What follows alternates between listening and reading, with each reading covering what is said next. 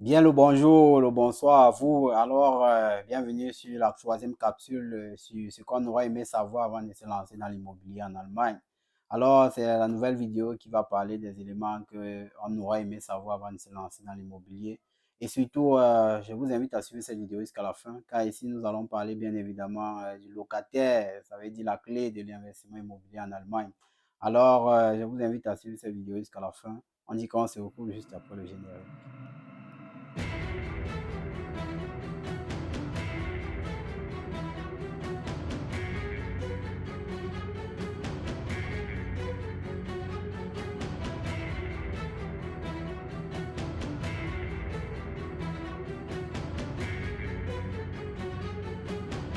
Bonjour ou bonsoir en fonction de l'heure à laquelle vous écoutez cette vidéo. Oui, et moi c'est Franck de la chaîne Immo Investor en Allemagne. Alors, sur cette chaîne, nous partageons les informations liées à l'investissement immobilier en Allemagne et surtout quels sont les risques liés à cet investissement immobilier. Comme on le dit, l'investissement c'est un investissement sûr, mais bien évidemment il y a des risques qui coûtent assez en argent.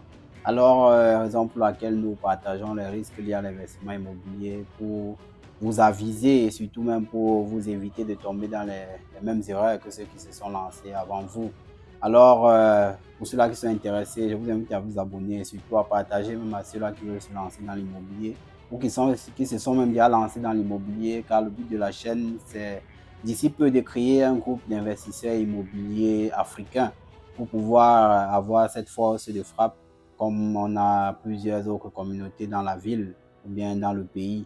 Alors, on se fait un plaisir de partager nos informations ensemble et surtout pour pouvoir non seulement grandir, mais surtout s'informer ensemble.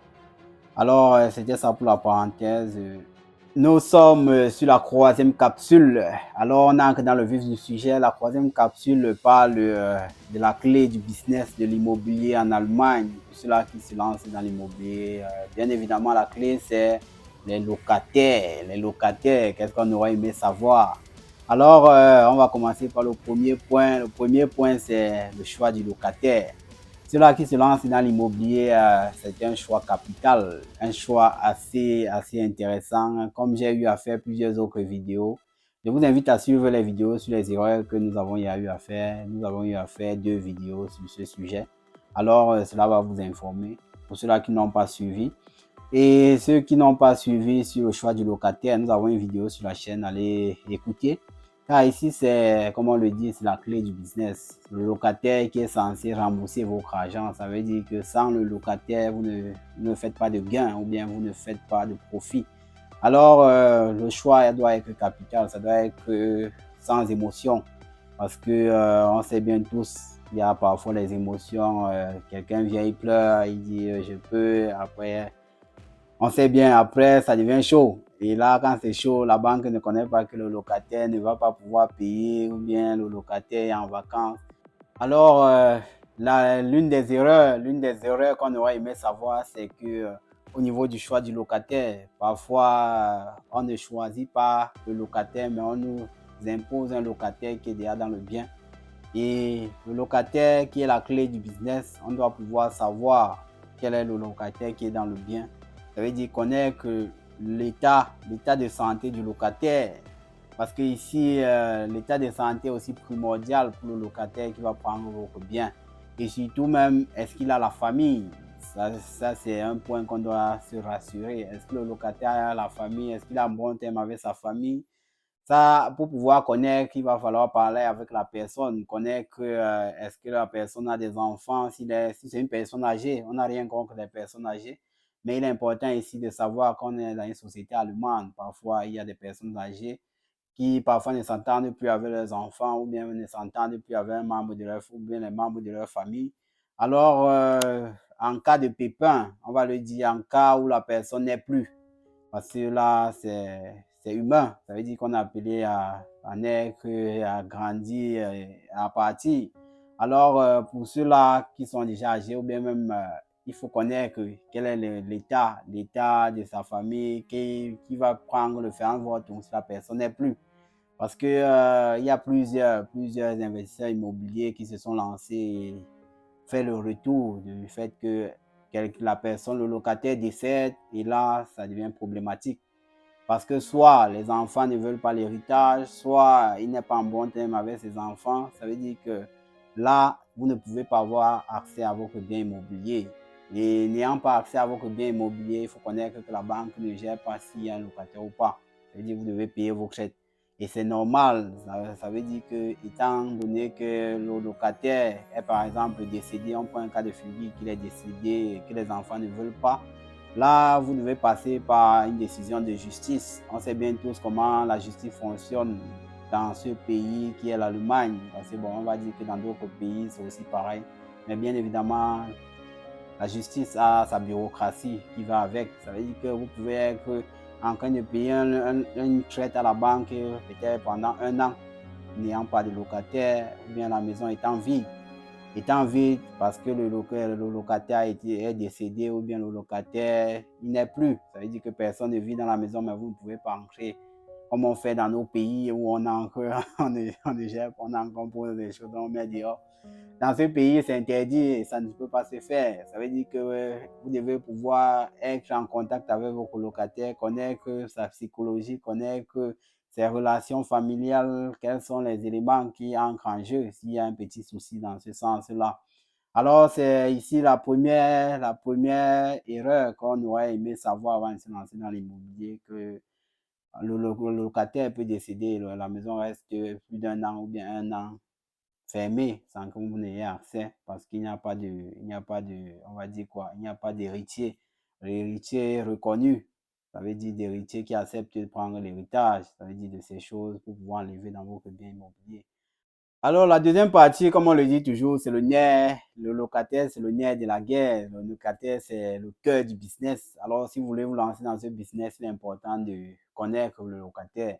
Comme moi, je le dis, ou bien quand j'ai eu à faire dans une vidéo, c'est quel est le choix du locataire. Si vous avez des soucis, accompagnez-vous de votre partenaire. Comme je le dis souvent, on a la jante féminine qui a un troisième sens.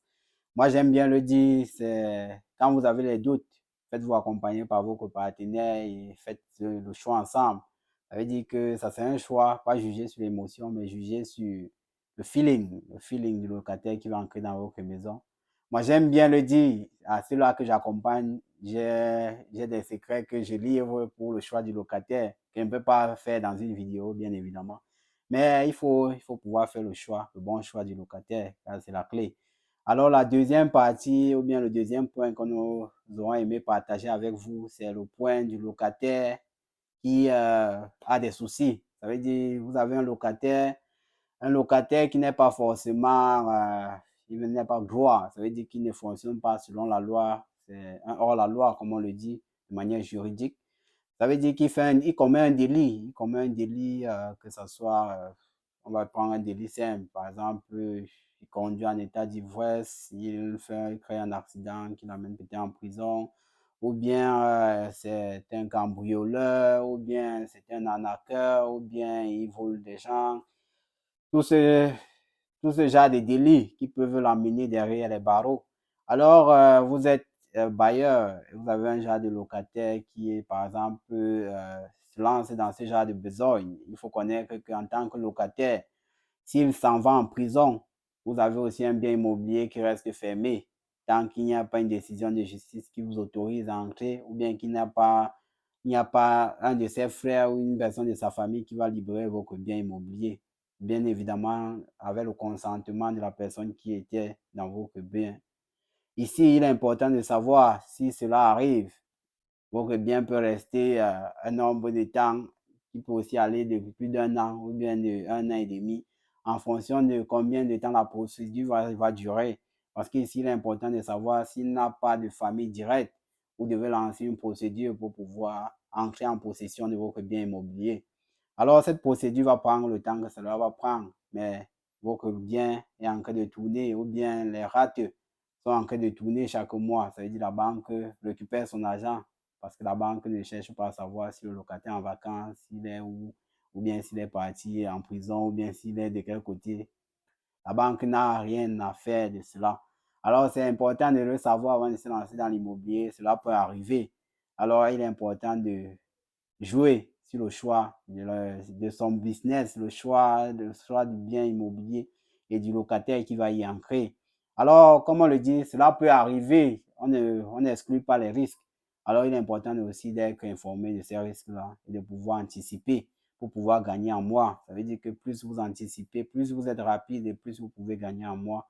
Car, comme on le dit, si vous avez une traite à la banque qui s'élève à 1500, 1000 euros, alors si vous gagnez 2 mois, c'est déjà 2000 euros que vous épargnez. Alors, ne négligez pas ces facteurs. Pour ceux-là qui se lancent dans l'immobilier, ça peut arriver, mais ça n'exclut pas que vous pouvez vous lancer en connaissance de cause. Parce que, comme on le dit, quand on connaît quelque chose, on sait bien prévoir et on sait bien se faire bien accompagner. Alors, si vous avez d'autres questions, vous pouvez nous écrire. On se fait un plaisir de vous répondre et surtout, laissez-nous en commentaire si vous avez déjà eu ce genre de cas dans votre bien immobilier ou bien si vous avez des connaissances qui ont eu ce cas et surtout partagez avec ceux ou bien avec nous ce que vous avez eu comme expérience. On se fait un plaisir de vous lire et de vous écouter. Alors, c'était tout pour cette vidéo. On dit que c'était franc, tout ce que là. Bye.